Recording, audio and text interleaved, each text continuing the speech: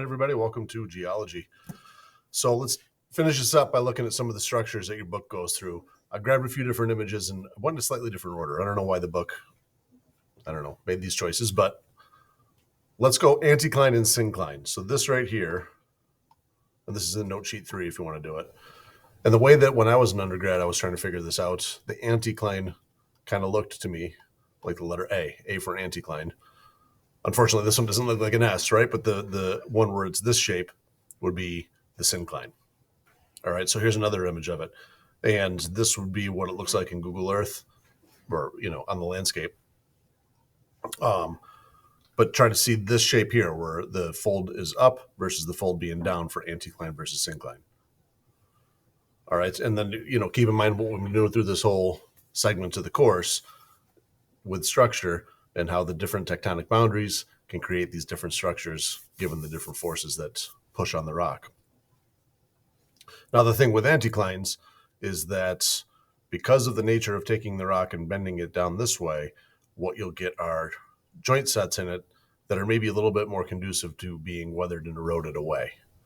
And now I didn't do joints. I should have done joints back when I did the faults in the last video, but I didn't. So let's talk about the difference between joints and faults. And that might be a smart idea to throw into the notes here if you are doing so.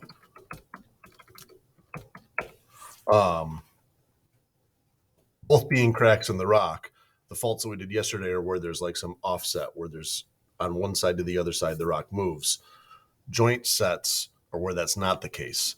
And if the weather is such that you can do this safely on campus, if you head down behind like where Riggs Hall is, there's some staircases that go down there, or if we go off campus around and over to the flat rocks by the wastewater treatments, the rocks are all broken.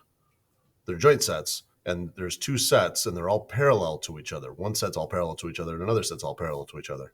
And you can see that pattern repeat and repeat and repeat and repeat very, very easily. It's not difficult to do. These look a little bit more rectangular here, but the ones on campus are a bit more of a parallelogram shape. And now if you drive around as we go a little bit and find other places with exposed bedrock, you can see that same pattern. Or if you go out on a day onto the water where the water's pretty settled and clear and jump in with a mask and see, snorkeling, you can see down at the bottom, those sets repeat. So it's regional. This is all taking place because of the pressure that was put on the rocks at the time that those joints all formed, right? So with an anticline, because when the joints form, it almost opens up the rock like this. And then all of the weathering things we talked about back in segment 3,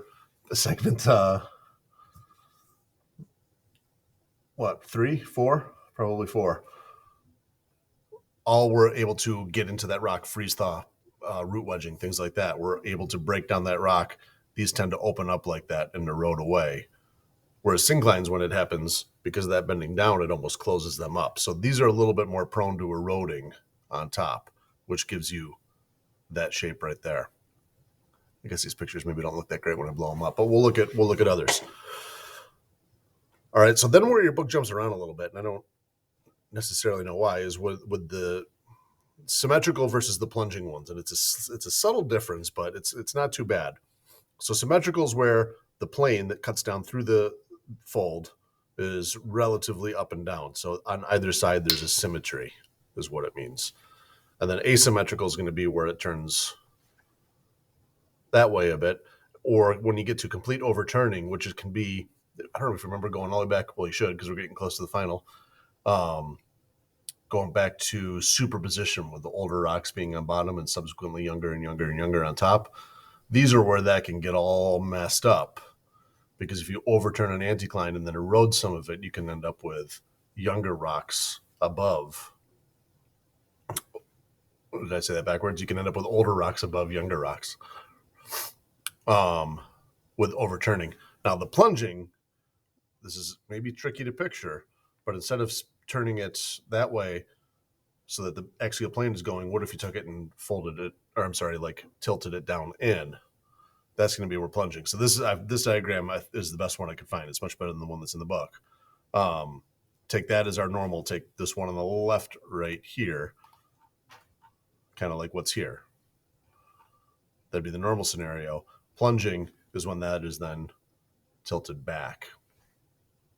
And what that does, look at what, like this block diagram right here, that shows you how this changes, just like that, which is what you're going to see through that valley and ridge section of Pennsylvania, Appalachians, things like that. That's exact, those lines right there. I mean, this diagram's great, honestly. If you can see how this matches this, then you're in good shape with that. Okay, so what else? Now we'll go back to the book.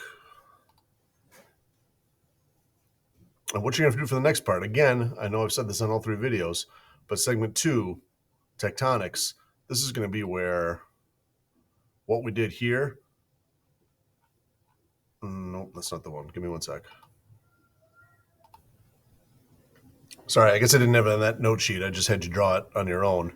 But if you remember drawing all of these were very simplified versions of now what we can see, because we've involved a few more ideas in geology of these right here. And these are initially intimidating and confusing to look at, no doubt. But take a few minutes. This section is very well written, and you got to these are extremely dense sentences, right? So read what it says here, check out the diagram, come back, read back and forth, back and forth, back and forth. This isn't a read once and I get it kind of thing, most likely for most of us. So yeah, what we have is, if you remember, that one that was up is actually not bad. This was a simplified version of a oceanic to continental convergent boundary. So here's the complicated version of that. This would have been back when Europe and Africa were separate from the Americas, and they came together. There was an ocean between them called the Iapetus Ocean, the father of Atlantis, which kind of makes sense, right? It was the Atlantic Ocean before the Atlantic Ocean. That closed up and then opened up again to give us the Atlantic Ocean, right? When it closed up to form Pangaea, we would have had that kind of scenario going. It's going from the right side of the paper to the left side of the paper here. Not that makes any difference. But we would have had the subduction. We would have had the volcanism associated with that kind of volcanic mountain chain like you experience today in the Andes. And then they hit, which gives you more of a Himalaya type situation. And then when Pangaea broke up, they would have separated again. And by taking everything we've done and, you're taking it to a much deeper level, this is a 100 level course. Geologists that have dedicated their lives to this can then go and unravel what we today see as structures within the rock and work backwards to match what was happening at the time that all these formed. So read that one fairly thoroughly too. All 3 of these diagrams are really great, and they have very specific writing that goes with them. Give them a quick check. So lastly, Horstengraben and these thrust faults. Let's take a look at this diagram and think about the type. I guess it says this kind of fault right there, right? But what could you, if I just had put that on the quiz, maybe that's not a bad idea, would you be able to identify these faults and the kind of pressure that was going in? Think about what region on the planet that might be happening in.